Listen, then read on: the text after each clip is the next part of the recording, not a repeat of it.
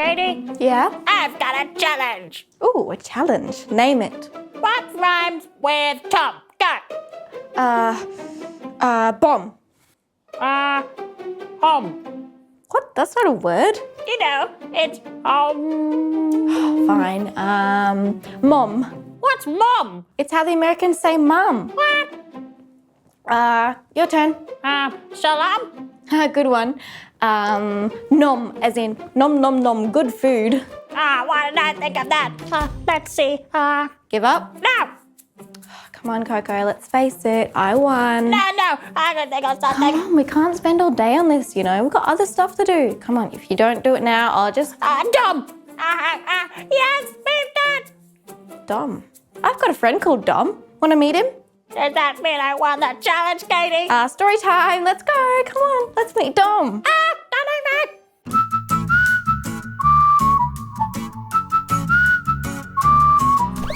Come and play with Katie and Coco. That's the way. Get ready, let's go. Flying through the air with Coco, telling stories with Katie. You and I together, meeting my friends that help us every day. Katie and Coco, play and sing, pray and bring. You and I, we do our thing. It's Katie and Coco. Saint Dom, huh? Dominic is his full name. Saint Dominic, huh? Yeah, Saint Dominic.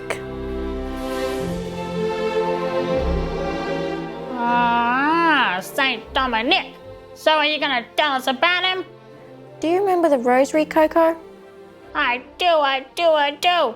It's the prayer that Mother Mary always asks us to pray with lots of Hail Marys and Our Fathers while we think about the events in Jesus and Mary's life. Well, guess what? What? Saint Dominic was the one who Mary first gave the Rosary to. Wait, you mean Mary actually gave him the Rosary? Yeah. She instructed him on how she wanted the Rosary to be prayed, with the joyful mysteries, the sorrowful mysteries, and the glorious mysteries, each with the 5 lots of 10 Hail Marys, and the Our Fathers in between. And that's how we've all been praying the Rosary for the last 800 years since Mary gave it to St. Dominic. Wow! 800 years? Why did she give him the Rosary, Katie? Let me ask you something. Okay, ask away. Do you think that once you start wearing a shirt, it will stay clean forever? That's silly. I'll get dirty. So how do you fix it? By washing it. What if it gets dirty again? Wash it again and again. And again. Every time it gets dirty. But what's a dirty shirt got to do with St. Dominic and the Rosary? Parts of the church were getting dirty, Coco. Many Catholics were believing things that weren't true. So did Dominic have to make the church clean again by teaching the people the truth? Indeed, he did.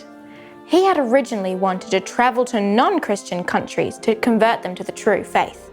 But the Pope instructed him to go to France instead, where people were believing false things about the faith.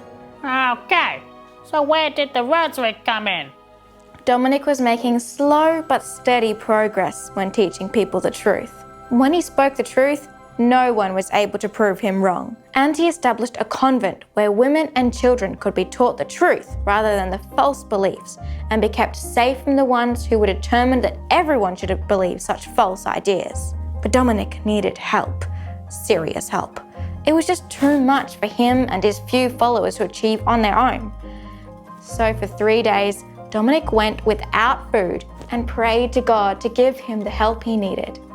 And what do you think God gave Dominic in answer to his prayers? The Rosary! He sent Mary to give Dominic the Rosary! That makes sense now. But what did he do with the Rosary? First of all, he started by praying it himself. But he also began to teach everyone else how to pray it and tell them how important it is.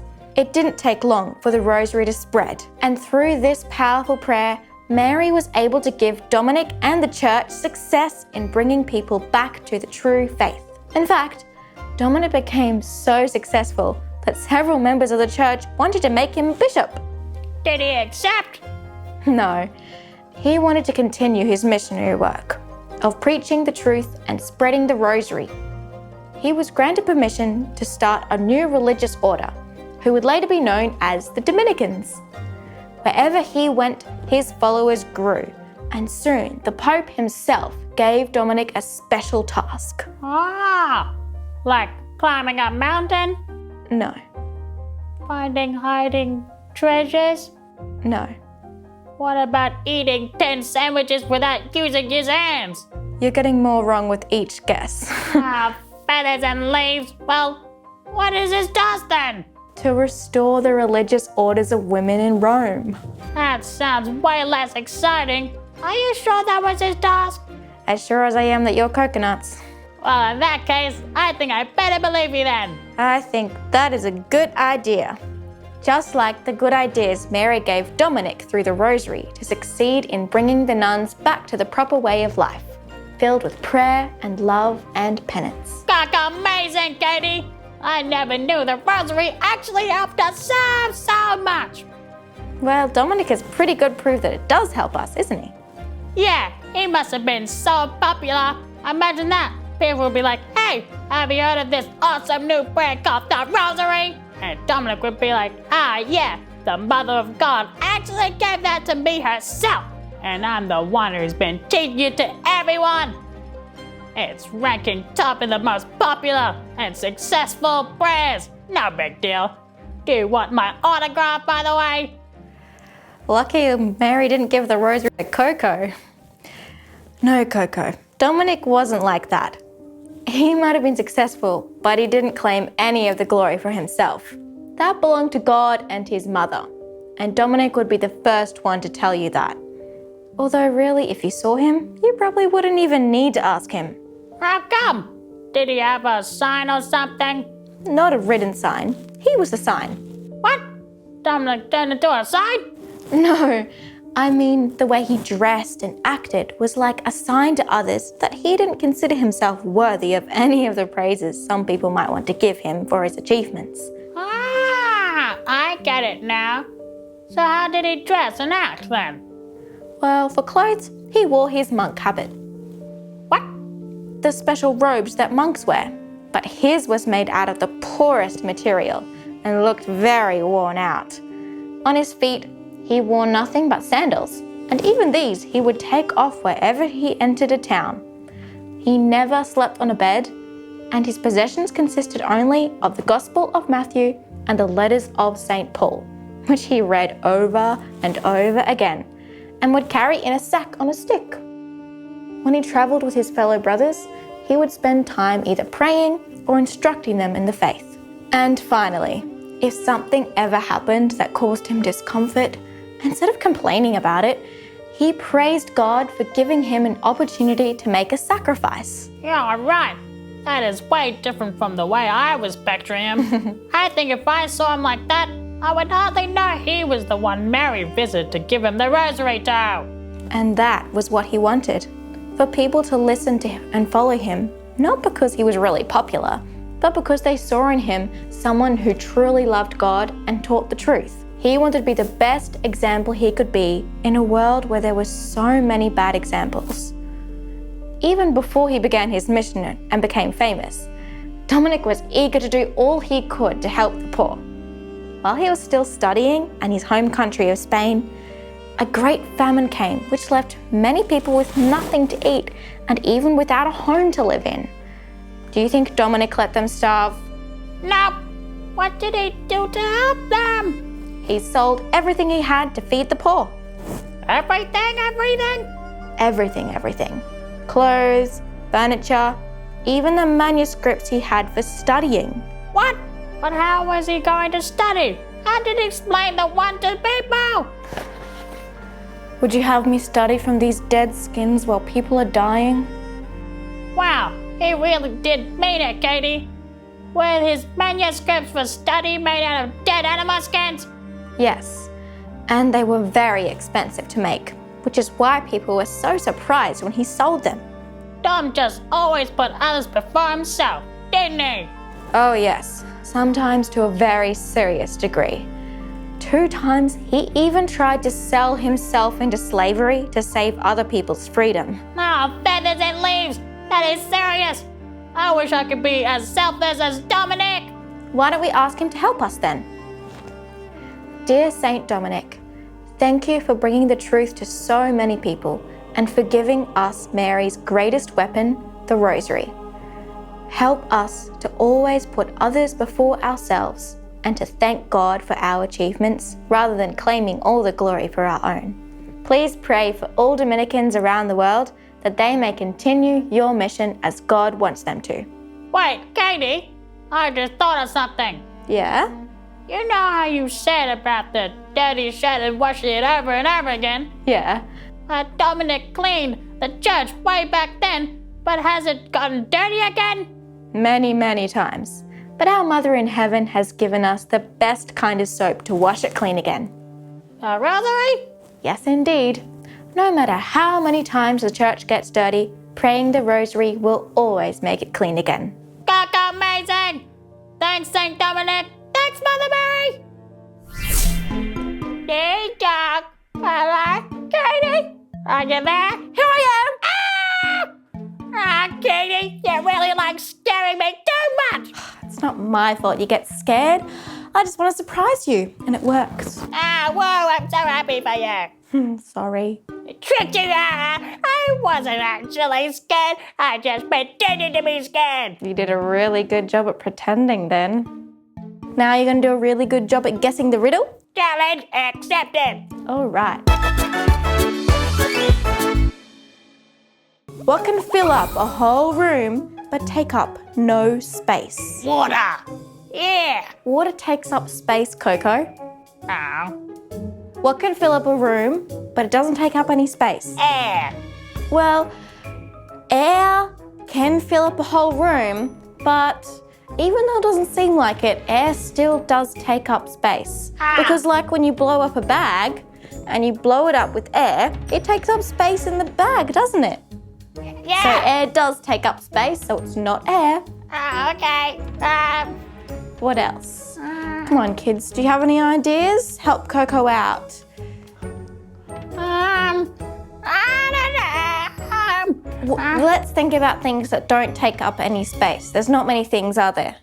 So air takes up space, water takes up space. Yeah. Obviously things take up space like Yeah. you and I, and trees and books and other things. Everything takes up space. Yeah. But what's something that we can see and it can fill up a whole room, but it doesn't take up any space? Nah. Let's try and help Coco out here. Think of an empty room. Yeah. Okay? And there's nothing in it that's taking up any space. Yeah. But something is filling the room so that you can see the room. Light. Yeah. Oh.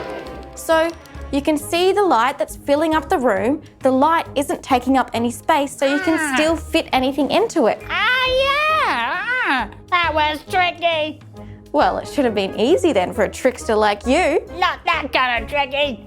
Tricky, sticky, it's all the same to me. That doesn't make any sense. I didn't mean it to make any sense. Oh, my brain hurts. Let's do some craft. All right, I've heard craft is good for hurting brains. Let's go.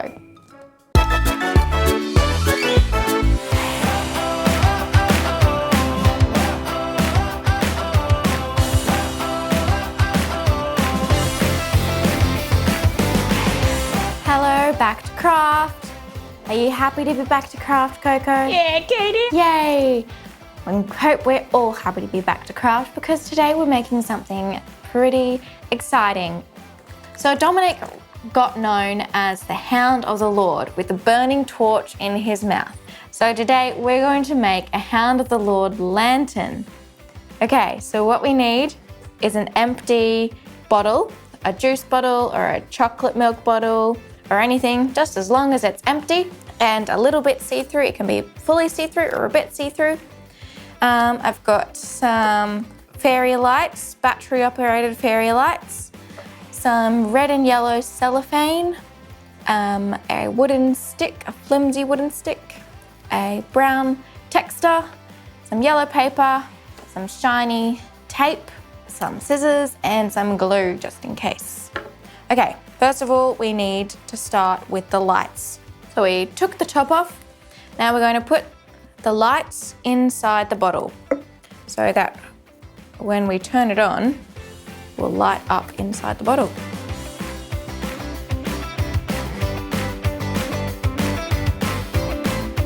There we go. At the moment, it looks a bit bland, doesn't it? So we're going to add some decoration. So first of all, we need to secure this on the bottom. Push that cord in as much as we can. And we're just going to secure that on the bottom. Just using some tape would be easiest. So, and then that will also make it sturdy and stay.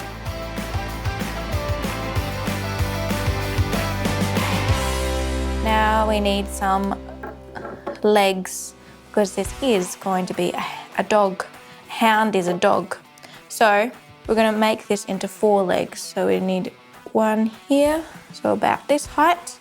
So measure that, and then we're going to break off from there.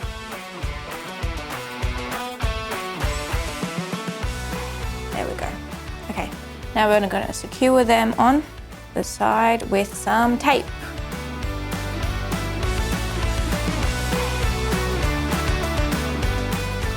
So that's the skeleton of our doggy lantern done. Now we just need to put on the coat. So I don't need this bit anymore. So that's what we're going to use with this. So we're going to give him a yellow coat and a red coat.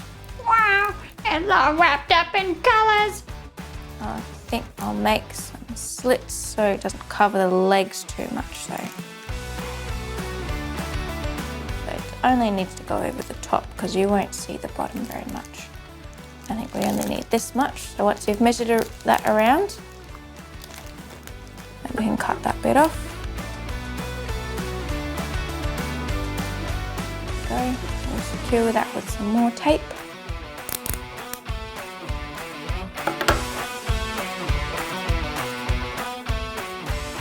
Tape on the bottom.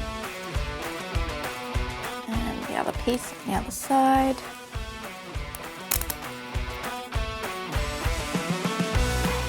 Now we can use the red bit on top over the back.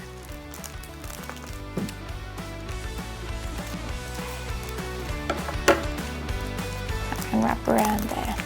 Secure that with some more tape.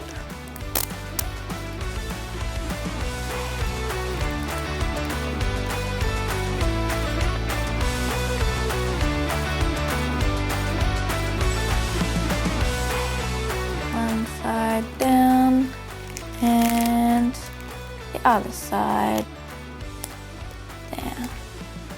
All right. Wow, Katie, it's so pretty. Now we just need to make him have a face, don't we? Because it's not a dog without a face, it just looks like a bottle still. So that's what we're going to use our piece of paper for. So let's see how big we need it. About this big, but we need it to flap here and then come down over. So we're going to make a little doggy face. A good way of measuring is to get your lid, draw a little circle around the lid. That way you'll know it's the right size. Eyes. And nose. And what about ears? Does he need some ears too? You think he needs ears, Coco? Doggies need ears. There we go. Big ears, this doggy. And we're going to cut that out, and we need some extra bit. So we're just going to draw an extra bit to remind us that we need an extra bit to glue on the top.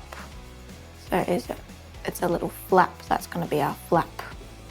All right, so let's cut along that outline. Wow, Katie, it's so pretty.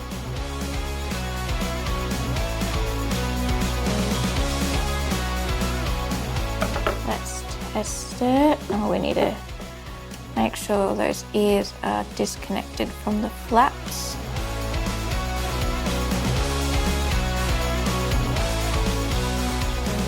Okay. And that is going to sit on the front like this. There's our doggy face. Okay, so let's get some tape and secure that on. Wow, it looks so cool.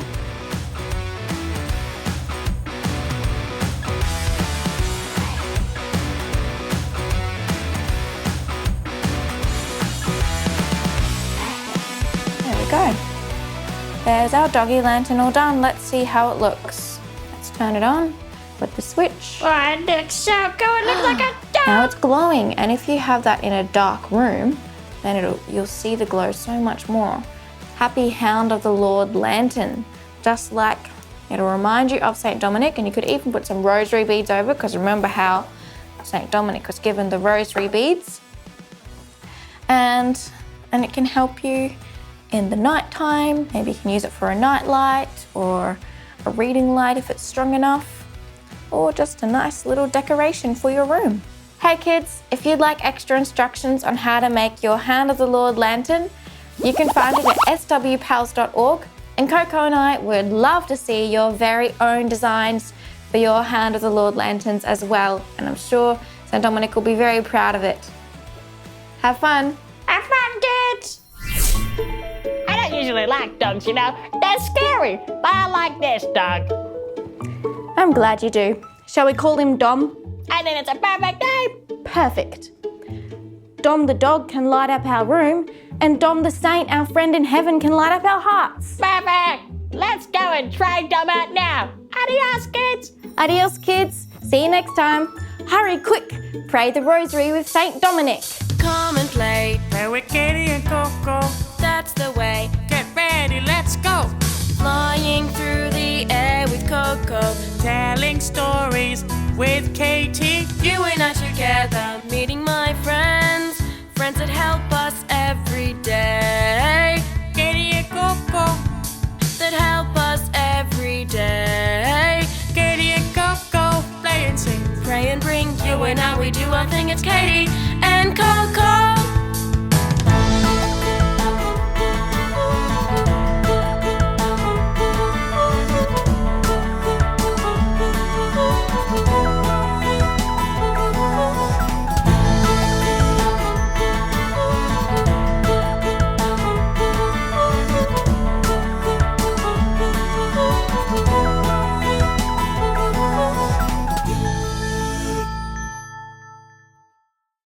My life is a miracle.